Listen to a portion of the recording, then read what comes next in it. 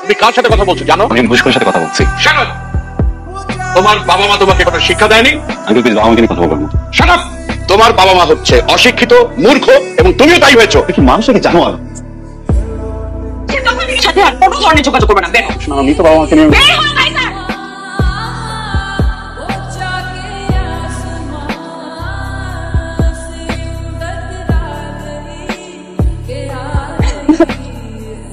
আরে কমলা কোন মাই আগে নাই জালা পুরা ভাই কেমন আছো রে কমলা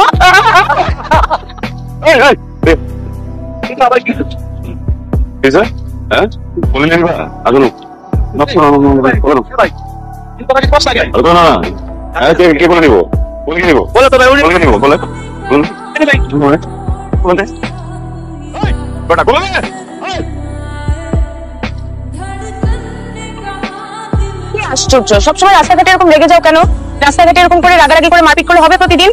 এটা মানুষ শুয়োরের বাচ্চা সব চোখ গালিয়ে দিলে খুব ভালো হতো। তাহলে তো বাংলাদেশে অর্ধেকের বেশি মানুষের চোখে থাকবে না। না দেখলে তো ভালো, তোমাকে দেখতে পারবে না, আমি দেখবো।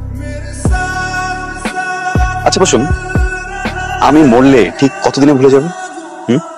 আমার ব্যবসা বিড়াল খাচ্ছে। আমার বাবার। কি বলো? কিন্তু আঙ্কেলের এখন বিয়ে করা কি প্রয়োজন? সবকিছু যোগ যোগ যোগ হিসেবে নিয়ে দিতে সিরিয়াস টপিক গুলো যোগ মনে হয় তোমার, তাই না?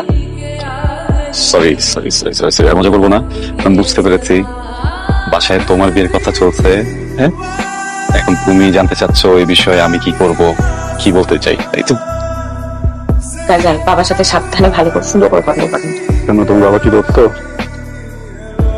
বাবা কাজান, তাই স্যার। তোমরা একটু বসো, আমি চা বানিয়ে এসেছি।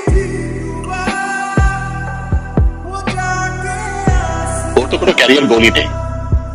ও যে প্রফেশনটা বিলং করে এটা কোনো ফিউচার নেই, একটা বুলশিট প্রফেশন।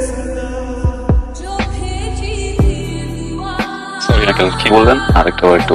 আমি বলেছি বুলশিট প্রফেশন। আচ্ছা, আপনার কাছে মনে হচ্ছে যে রাইটিং প্রফেশন বুলশিট। ভালো কোন প্রফেশন মনে হয় আপনার কাছে? হ্যাঁ, দুর্নীতি করা, ঘুষ খাওয়া। Shut up! কি বলছো তুমি? চিৎকার করবেন না।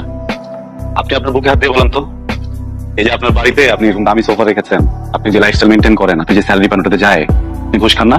কাজান, এটা দেখার দায়িত্ব কি তোমার?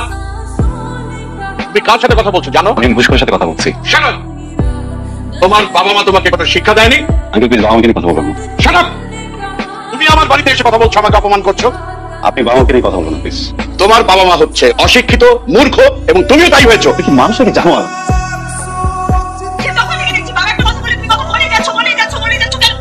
তোমার উনি তো বয়স্ক মানুষ, উনি না হয় তোমার কোনো কথায় বিরক্ত হয়েছে, তাহলে একটু মুখটা বন্ধ করে রাখো। প্রফেশন নিয়ে কথা মুখ বন্ধ করো কায়দা। কায়দা বেশ বাসা থেকে বের হবো। বাবা মাকে নিয়ে কায়দা আমার বাসা থেকে বের হবো। Just because I love you, আমি আমার তালোয়ার আজকে রাখতেছি না। আর এটা কোনো ওয়ার্নিং না, এটা আমার ফাইনাল ডিসিশন। আমার সাথে আর কোনো ধরনের যোগাযোগ করবে না। বের হও। আমি তো বাবা মাকে নিয়ে বের হও কায়দা।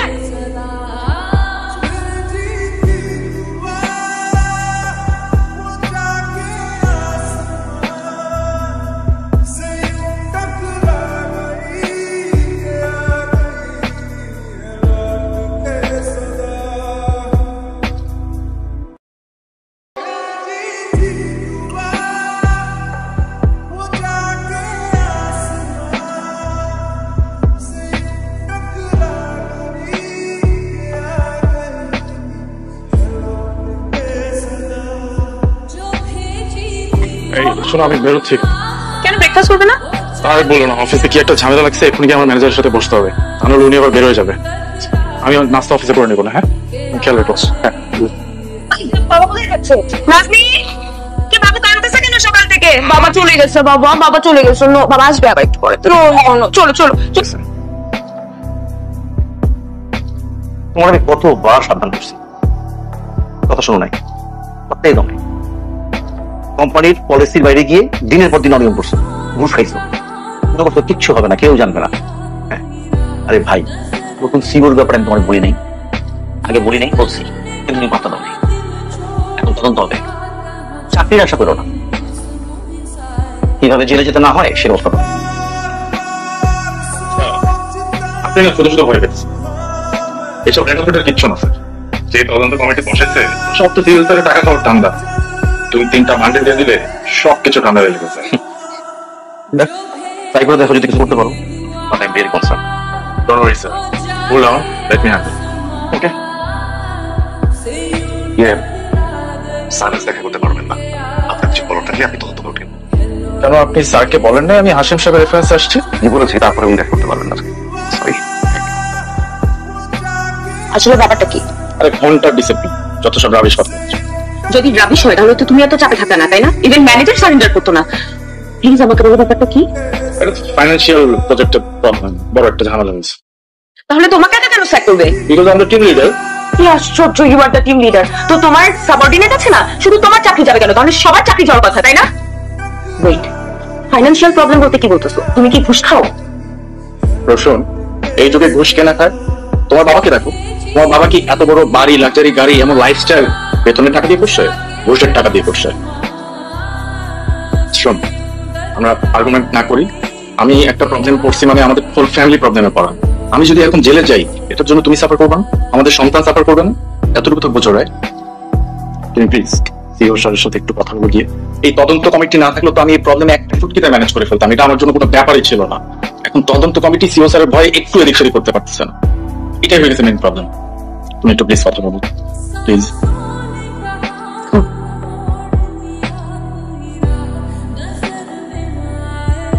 স্যার, টিমের সবাইকে এখন কিছু আসতে বলুন। হ্যাঁ স্যার,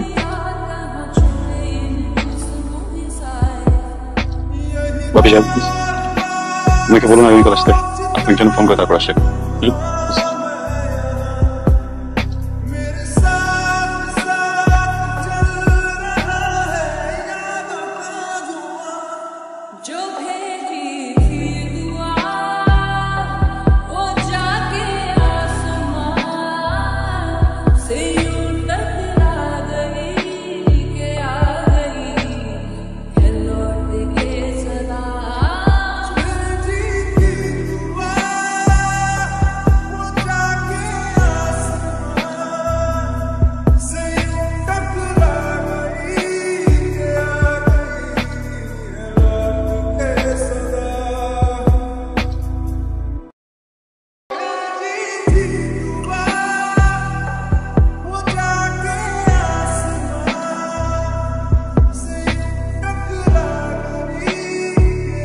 এই বছরটা দিতে হবে। হ্যাঁ, দিন পরে যদি দিন পর মতো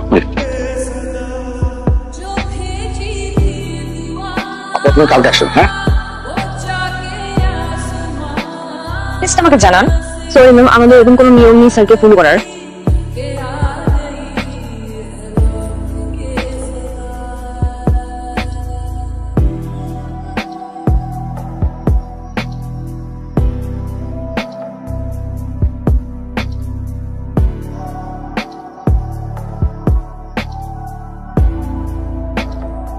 ম্যাডাম প্লিজ ভিতরে যাবেন না। ম্যাডাম প্লিজ, ম্যাডাম প্লিজ বলুন ভিতরে যাবেন না। আমার সাথে কথা বলার জন্য কি 5টা মিনিট সময় নেই তোমার হাতে? ম্যাডাম ম্যাডাম ম্যাডাম আপনি আপনি এখানে ম্যাডাম প্লিজ। ম্যাডাম বাপি সাহেব, সিট।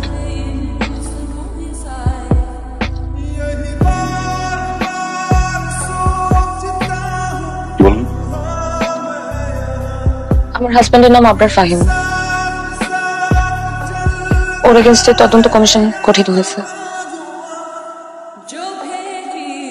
কিন্তু ও কিছু করে নাই।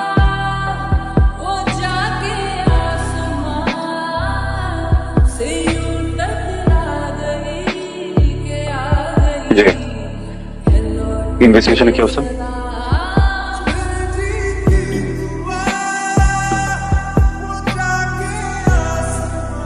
বিশেষভাবে খেয়াল রাখবেন অপরাধের যেন সর্বোচ্চ শাস্তি হয়।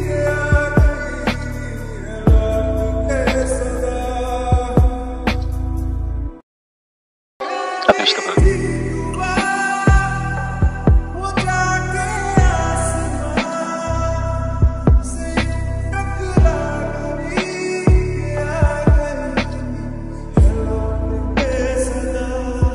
Oh my God!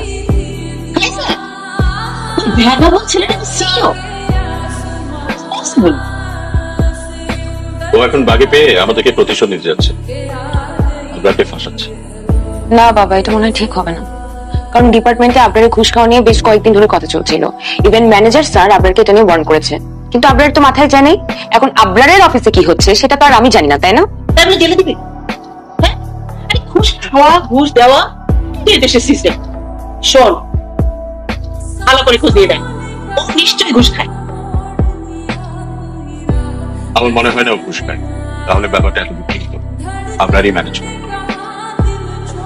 ঠিক আছে, আমি অফিসে গিয়ে কথা বলবো, দেখি কি করছে। বাবা, ও যদি তোমাকে আবার অপমান করে? মানে বিপদে পড়লে হাতিও গিয়ে চিকার পায়ে পড়ে, কিছু করার নেই। তুমি হাতি ছিলে, এখন চিকা হয়ে যে তাকে হাতি বানিয়ে তার পা করবে, তাই না? তোমাদের যা চাই তাই করো, আমি এসবের মধ্যে নেই। তুমি ওকে চিনতে পেরেছো? আমি প্রসূনের বাবা।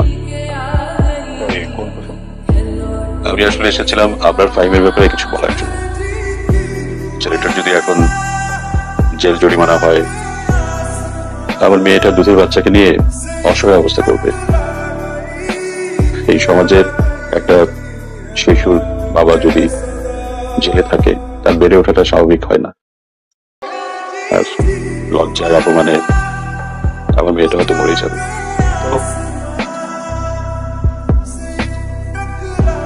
এখানে আমি কি করে আছি বলুন? দেখুন মিস্টার, আপনি যেন কি? আমার নাম বলেন। দেখুন, তুমি রিবাজ এই ধরনের মানুষ, বিশেষ করে এদের হয়ে যারা সাফাই গাইতে আসে তাদেরকে ভালো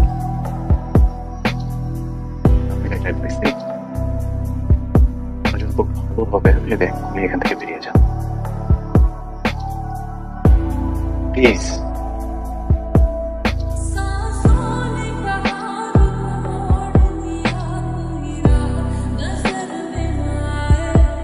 তুমি কি চাও আমার থেকে? আমার জীবনটাকে তুমি তছনছ করে দিতে চাও? তুমি কি অনেক রাস্তায় ফেলে দিতে চাও? তুমি আমাকে পথে বসাতে চাও? তুমি কি চাও আমার বাচ্চাটাকে নিয়ে রাস্তায় রাস্তায় ঘুরে বেড়াই? তোমার একটু শান্তি হবে বলো তো? তোমার অনেক রাগ মনে পড়ে কি তোমার সাথে পার্সোনাল সময় কাটালে তুমি খুশি হবা? তুমি আমাকে তখন শান্তি দিবা?